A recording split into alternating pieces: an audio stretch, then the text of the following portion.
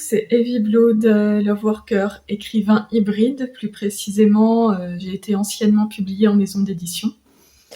Actuellement, je suis auto-publiée pour mes romans et mes ouvrages ésotériques, et là, je suis à la recherche d'une nouvelle maison d'édition pour mon manuscrit actuel, Unité Radar Spirit. Donc là, ce que je voudrais faire, c'est vous partager 3 erreurs que j'ai faites en tant que débutante, mais pas seulement. Alors, la première erreur, donc quand j'étais tout au début de ma carrière, quand j'ai écrit mon tout premier roman, c'est d'aller trop vite, ce qui a généré certaines facilités dans mon intrigue.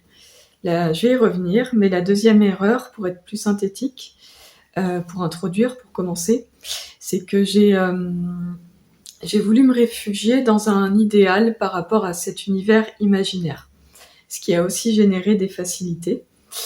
Et la troisième erreur, c'est plus récent, c'est de trop intellectualiser mes personnages, de me mettre pas assez dans la peau du personnage, mais de celui de l'auteur qui a du recul sans être dans le feu de l'action et de l'émotion. Je vais vous expliquer ça plus clairement. Donc la première erreur, c'était au moment où j'ai écrit mon premier roman, Partenaire de sang, tome 1. Donc dans ce roman, je parle de vampires, et l'héroïne apprend à ses 16 ans qu'elle est un vampire. Et en fait, la façon dont elle réagit dans la première version, quand elle l'apprend, dans la toute première version de Partenaire de sang, qui avait été éditée chez Valentina, qui a fermé actuellement, c'est que l'héroïne réagit avec beaucoup de légèreté face à cela.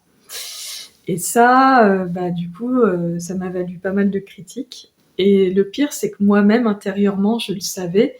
Mais comme je voulais passer à la suite de l'intrigue, je ne me suis pas attardée là-dessus.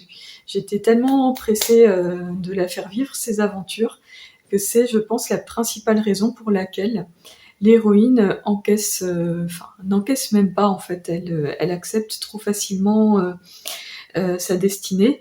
Et ça me fait un peu penser, le joueur du grenier, il aurait eu matière à me dézinguer là-dessus. Ça me fait vraiment penser à un hors-sujet qu'il a fait sur les dessins animés pour filles, où il explique où il montre en scène, il montre un personnage, alors c'est Gigi, je crois, c'est le dessin animé Gigi, où elle débarque chez un couple sans enfants. Elle se fait passer pour leur fille, et le papa, au moment de partir au travail, il dit « Tiens, Pristi, je me souvenais pas que j'avais une petite fille. Oh, c'est sans importance. » Alors, je me suis marrée comme une baleine devant cette émission du joueur du grenier. En attendant, je rigolais aussi moi-même parce que j'étais pas mieux. Bon, c'est bien d'arriver à en rire. Donc ça, c'est une erreur dont j'ai quand même déculpabilisé, parce que même si ça m'a valu un peu de me faire tacler par certains chroniqueurs, par certaines amies virtuelles de mathématiques, enfin de la blogosphère plutôt. Alors, je dis tacler, mais ça peut paraître péjoratif, mais bon, il y en a une qui a été assez virulente, qui a manqué de tact. Les autres étaient constructives et bienveillantes, et au fond, j'étais d'accord avec elles. Mais ce que je veux dire, c'est que si j'ai déculpabilisé de cela, c'est parce que j'ai pu rééditer ce livre, d'abord chez Anyway, ensuite chez Livresque. Et avec Livresque, j'ai pu lui donner une version... déjà chez Anyway, j'avais réussi à corriger pas mal de problèmes de fond. On a peaufiné ça chez Livresque. J'avais pu proposer une version où l'héroïne avait plus de caractère, où elle était plus crédible dans ses réactions, si bien qu'elle a gagné en charisme, entre autres. Et j'ai pu la rendre plus touchante, je pense. Et mon éditeur de chez Livresque m'a dit « Tu sais, l'erreur que tu as pu faire au début », car je lui en ai parlé, il connaissait pas cette ancienne version, même si je sais qu'elle lui faisait déjà de l'œil à l'époque, en tant que lecteur. Donc mon éditeur de l'époque m'a dit « Tu sais, c'est une erreur très fréquente chez les auteurs ». Et en cela, il m'a bien déculpabilisée.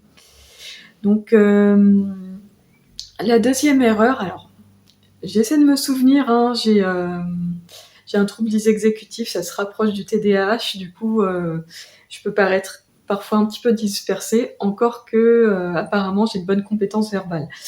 La deuxième erreur, voilà, ça y est, je l'ai, c'était de se réfugier dans un idéal. En fait, il y a cette amie virtuelle qui m'avait quand même un peu froissée. Elle avait souligné un point intéressant. En fait, elle me répétait toujours la même rengaine. Dans tes livres, tout est parfait au pays des bisounours. Et je lui ai dit, tu sais, si j'ai commencé à écrire, c'est parce que j'ai fait une grave dépression. C'est l'écriture qui m'a sortie de la dépression et ça me permet de me réfugier dans un idéal. Je lui ai dit de manière très honnête, bon, elle m'a dit, je peux comprendre, c'est juste que moi, je n'y adhère pas. Elle m'a quand même dit, tu as beaucoup de talent. Et en fait, cette erreur de se réfugier comme dans un idéal, bon, c'est pas si négatif parce que ça fait partie du processus de créativité. Et je me suis aussi inspirée de certains mangas shoujo qui peuvent avoir un côté tout mignon, même si des fois c'est en surface justement, notamment l'univers de Clamp, les Cardcaptor Sakura, où tout le monde a l'air beau, gentil, même si finalement derrière on voit qu'il y a des sujets très touchy qui sont abordés quand même. Enfin, certains plus que d'autres. Et donc c'est vrai que ça fait aussi partie de ce qui m'a nourrie. Et bon, je voulais me faire plaisir aussi, c'est quand même le but quand on écrit, avant tout. Et donc il y avait une raison à la fois thérapeutique et le côté créatif, le côté plaisir. Donc ça, bon, je ne regrette pas d'en être passée par là, même si on publie pour les autres et qu'il y a des enjeux éditoriaux qui consistent à toucher une cible, à toucher un public. Et bon, après, j'avais pu toucher pas mal de personnes avec ce côté, même si ma plume était un peu jeune, avec cette fraîcheur, ce côté enthousiaste. Pour autant, bon, je pense effectivement j'avais un style assez jeune, assez naïf, et c'est quelque chose que j'ai pu faire évoluer quand j'ai retravaillé cette version de Partenaire de sang, en étant publiée chez Anyway. Et là, des années avaient passé, j'avais un recul sur le texte. Et dans ma vie, je traversais des choses où justement j'avais désormais besoin de me servir de l'écriture comme exutoire. Donc d'exorciser ma colère, si bien que l'héroïne, Victoria, quand elle apprend qu'elle est un vampire, elle est en colère parce que ça a été très mal géré, ses parents ne lui ont rien expliqué. Ce qui, soit dit en passant, fait aussi écho à des choses de mon enfance, mes parents qui ont mal géré sur certaines choses et qui ne m'ont pas expliqué les choses comme il fallait, sans rentrer dans les détails de ma vie personnelle, même si, bon, en soi, je suis pas contre la perspective de le faire. Je pense que je me dévoilerai pas mal au fil de ces vidéos. Cependant, bon là, c'est vrai que je risque encore de m'épancher, de me disperser et de perdre le fil. Tant qu'on garde l'aiguille, hein. Je suis la reine des jeux de mots pourris. Alors, maintenant, je voudrais parler de la troisième erreur, qui est beaucoup plus récente, qui est moins gênante, mais quand même. Enfin, moi, je l'ai identifiée comme telle, et il y a des personnes qui m'ont accompagnée dans l'écriture, qui m'ont permis de m'en rendre compte. C'est que moi, bon, je peux considérer de l'extérieur, je peux voir quand un personnage a tort dans ses réactions, mais le personnage, il n'est pas forcément censé avoir ce recul émotionnel quand il s'énerve contre un autre personnage. Tout de suite, je les voyais intellectualiser le conflit et prendre de la hauteur et se réconcilier. Et le problème, c'est que la notion de conflit est très importante dans un roman.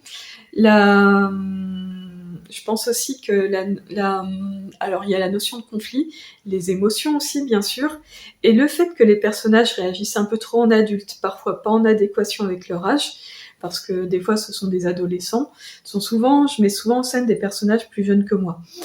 Et en fait, ces personnages-là qui réagissent un peu trop en adulte, ça perd de la crédibilité, ça donne un côté trop percutant.